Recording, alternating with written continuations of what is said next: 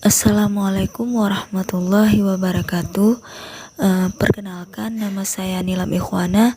Saya merupakan mahasiswa Universitas Maliku Saleh, jurusan Sistem Informasi, Fakultas Teknik. Pada video kali ini, saya akan menjelaskan tentang roadmap bisnis yang akan saya bangun. Bisnis tersebut adalah bisnis keripik taktik nyam. Berikut ini adalah gambar roadmap bisnis keripik taktik nyam. Yang pertama adalah peluang usaha bisnis. Untuk mengetahui peluang usaha bisnis keripik taktik nyam, tentu saja kita butuh beberapa riset. Riset di sini semacam mencari tahu data-data terkait jenis produk yang dibutuhkan oleh sebagian besar masyarakat, produk pesaing, hambatan teknis, dan lain sebagainya. Data-data ini tentunya benar-benar harus melakukan studi lapangan untuk mendapatkan data yang sebenarnya. Semakin valid data yang kita dapatkan, semakin akurat pemetaan peluang yang dihasilkan. Pada prinsipnya, bisnis keripik ini peluangnya besar sekali ketika kita bisa memastikan jenis produk yang tepat, lokasi yang pas, dan strategi marketing yang jitu. Hal itu semua bisa kita rumuskan ketika mampu mendapatkan data valid dari riset tadi. Keperluan untuk makan ialah kebutuhan dasar bagi setiap manusia. Hal ini pun menjadi alasan bahwa usaha kuliner selalu menjanjikan untuk dijalankan. Makanan ringan inilah yang menjadi salah satu pilihan untuk dijadikan usaha yang menguntungkan. Namun, usaha cemilan ringan ini perlu adanya inovasi, kreasi, dan juga rasa. Usaha cemilan ringan ini bisa dijalankan dengan modal yang kecil, sehingga jika bermodal minim, tidak ada salahnya untuk mencoba usaha cemilan ringan ini. Keberadaan dari cemilan ringan ini tidak bisa dipandang hanya sebelah mata saja, sebab walaupun makanan ini terbilang ringan, tetapi keuntungan yang bisa diperoleh nantinya bisa sangat berbobot. Usaha ini pun bisa berkembang dengan sangat pesat. Cemilan ringan ini dapat berupa keripik, snack, dan sebagainya. Walaupun usaha cemilan ringan ini merupakan usaha skala rumahan, tetapi telah banyak juga usaha makanan ringan yang telah berkembang besar dan memiliki permintaan pasar yang tinggi. Permintaan akan cemilan ringan ini dari berbagai kalangan, dari kaya atau miskin, mulai dari anak-anak, dewasa, sampai orang tua, baik pria atau wanita. Sehingga banyak sekali produsen-produsen makanan yang menciptakan inovasi terbaru dalam setiap waktu.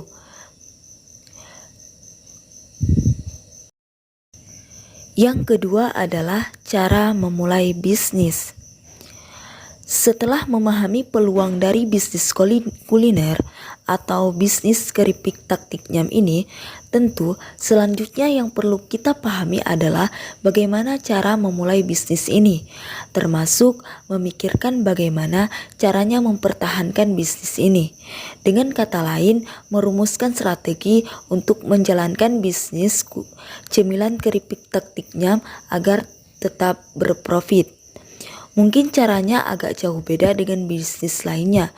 Hanya saja dalam bisnis kuliner jenis produk cemilan taktik nyam ini produknya lebih spesifik berupa produk makanan atau keripik. Tentu juga perlu dipertimbangkan kapasitas bisnis yang akan dibangun, apakah menengah ke bawah atau menengah ke atas.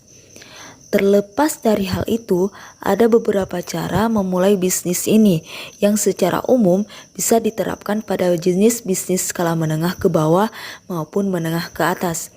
Pertama, tetapkan produk makanan yang akan dijual dengan mempertimbangkan bahan dasarnya, staf pengolah, proses pengolahan, packing, dan nilai pembeda produk tersebut dengan produk lainnya. Kedua, menentukan target pasar atau konsumen atas produk cemilan ini yang akan dijual. Pertimbangkan juga potensi daya jual produk terhadap target pasar yang ditetapkan. Ketiga, tentukan strategi pemasaran produk yang dijual. bagaimana caranya agar penjualan produk bisa maksimal terserap oleh target pasar yang ditargetkan.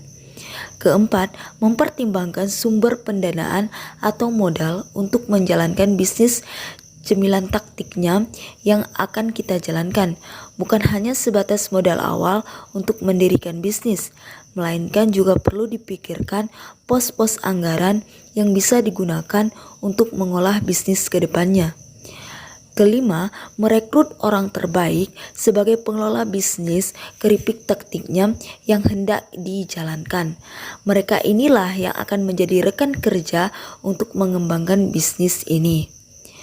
Keenam, bangun relasi untuk mengembangkan brand produk bisnis yang dijual.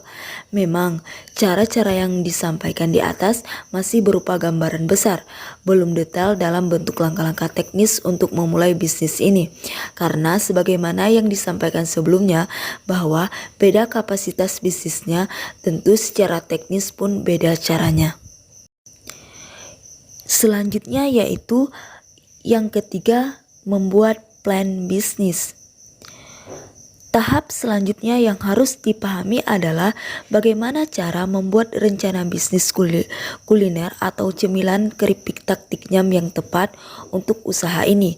Tepat dalam arti yang sesuai dengan kemampuan anggaran yang dimiliki, tetapi juga dalam hal kemampuan sumber daya yang saya punya.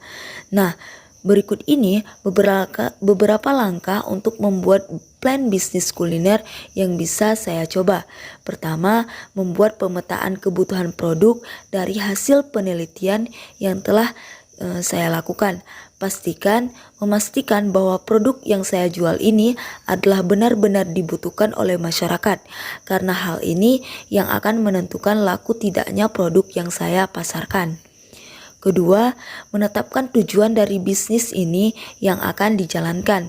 Tujuan ini sebagai tolak ukur perkembangan bisnis yang akan saya jalankan, agar mudah melakukan evaluasi dan menyusun rencana perbaikan. Ketiga, menyusun profil bisnis. Membuat profil bisnis yang saya jalankan ini untuk kebutuhan pemasaran. Semakin detail dan menarik, semakin efektif untuk dipakai sebagai alat pemasaran. Keempat, membuat analisis dan menyusun rencana anggaran. Analisis yang penting sering dipakai adalah menggunakan analisis SWOT, mengidentifikasi kekuatan, kelemahan, peluang, dan tantangan yang mungkin muncul. Dari analisis ini nantinya saya bisa menyusun positioning bisnis ini hendak seperti apa. Baru kemudian menyusun anggaran. Yang keempat yaitu mengetahui masalah yang akan diatasi. Tak bisa dimungkiri bahwa ada banyak masalah produksi yang akan dihadapi dalam berbisnis keripik taktik nyam ini. Masalah-masalah tersebut bila tak diatasi dengan cepat akan membuat kepercayaan pelanggan menurun, bahkan membahayakan mereka. Nah, sebelum bisnis ini terancam, saya ingin mengenali terlebih dahulu masalah produksi yang biasa saya temui dalam bisnis ini. Yang pertama adalah makanan yang kadaluarsa. Saat memutuskan untuk berbisnis makanan, saya harus memahami kapan batas kadaluarsa makanan tersebut. Kemudian informasikan kepada pembeli terkait hal tersebut, baik melalui cap pada kemasan atau menggunakan stiker. Makanan yang kadaluarsa tidak hanya memiliki cita rasa yang buruk, tetapi juga membahayakan kesehatan pembeli. Yang kedua adalah kemasan produk yang cacat. Pengemasan produk makanan sangat penting untuk diperhatikan. Sedikit cacat pada kemasan dapat mengakibatkan makanan menjadi apak dan berjamur, apalagi bila makanan tersebut memiliki tekstur yang tidak padat. Maka dari itu, menghindari masalah produksi ini dengan menerapkan proses kontrol kualitas yang ketat dan teliti. Bila kemasan yang dipesan mengalami cacat yang menyebabkan makanan di dalamnya berpotensi berubah rasa, warna, bahkan kandungan, sebaiknya buang saja kemasan tersebut. Kerugian akibat kemasan yang tak terpakai tidak seberapa dibandingkan kerugian yang harus dialami pelanggan untuk menuntut kita karena makanan yang kita jual membahayakan kesehatan. Yang ketiga, rasa yang kurang familiar. Masalah rasa memang cenderung subjektif, tetapi setidaknya ada beberapa rasa yang memang disukai oleh masyarakat di negara atau kota tertentu. Nah, saat saya memutuskan untuk berjualan makanan ini, saya membuat riset terlebih dahulu mengenai rasa apa saja yang disukai masyarakat di daerah, kota, bahkan negara tempat saya menjalankan bisnis makanan ini. Jangan sampai saya menyajikan rasa yang tidak disukai, karena walaupun saya menganggap rasa itu enak, tetapi percuma apabila pelanggan-pelanggan tidak menyukainya. Yang keempat adalah bentuk yang tidak menarik. Berjualan cemilan atau makanan ini bukan sekedar tentang masalah gizi, rasa, dan juga kebersihan, tetapi juga tentang bentuk yang menggugah selera. Ada banyak makanan lezat yang kurang laku karena bentuknya tidak menarik dan kemasannya tidak memanjakan mata. Bila saya masih awam terhadap hal ini, saya akan berkonsultasi dengan teman dan orang-orang yang memiliki pengetahuan di bidang kuliner dan juga desain produk. Yang kelima, tekstur yang buruk. Pencampuran adonan yang tidak tepat atau proses penanganan yang salah seringkali membuat tekstur makanan menjadi buruk. Masalah produksi ini jelas tidak dapat diabaikan karena tidak ada pelanggan yang nyaman mengonsumsi makanan dengan tekstur yang buruk dan tidak memberikan rasa nyaman saat dikunyah. Nah, menghindari masalah yang satu ini dengan melakukan proses percobaan serta mencatat rincian bahan dan cara memasak yang benar. Setelah itu, menjadikan proses yang tepat sebagai standar yang harus diterapkan dalam proses produksi makanan yang akan saya jual. Selanjutnya adalah yang kelima, yaitu mengumpulkan umpan balik. Bisnis adalah sebuah sistem yang kinerja operasionalnya saling bergantung antar elemen penyusunnya. Selain faktor internal, yakni koordinasi antar elemen, seringkali faktor eksternal atau di luar sistem bisnis mempengaruhi kinerja bisnis yang dijalankan. Disinilah pentingnya mekanisme umpan balik kinerja bisnis agar tersedia fungsi kontrol yang baik bagi bisnis ini. Mekanisme umpan balik yang dimaksudkan di sini adalah nilai atau masukan yang bisa dipergunakan sebagai penilaian apakah kinerja elemen-elemen bisnis ini sesuai dengan yang semestinya atau tidak. Penilaian ini bisa digunakan untuk mengevaluasi kinerja berbagai bagian di bisnis agar setiap bagian senantiasa menghasilkan output yang sesuai harapan. Ada dua hal yang menjadi umpan balik bagi fungsi kontrol sistem bisnis keripik yang saya kelola.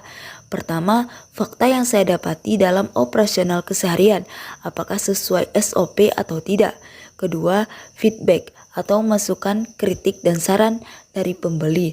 Apakah produk atau jasa yang dijual bisa sesuai dengan ekspektasi mereka atau tidak. Setiap bisnis tentu unik dari sisi budaya, karakteristik, dan target pasarnya. Oleh sebab itu, perlu dicari hal-hal yang bisa dijadikan masukan bagi umpan balik di fungsi kontrol sistem bisnis yang saya miliki. Yang terakhir yaitu perbaikan. Setiap temuan kesalahan, ketidaksesuaian SOP, keluhan pelanggan, produk cacat dan lainnya bisa digunakan sebagai masukan untuk perbaikan ke depannya dalam bisnis ini. Perbaikan akan selalu dilakukan guna untuk meningkatkan kualitas dan menurunkan segala resiko-resiko yang dihadapi. Sekian penjelasan saya mengenai roadmap bisnis keripik taktik nyam yang akan saya bangun. Apabila ada kekurangan, saya mohon maaf. Semoga video ini bermanfaat. Wassalamualaikum warahmatullahi wabarakatuh.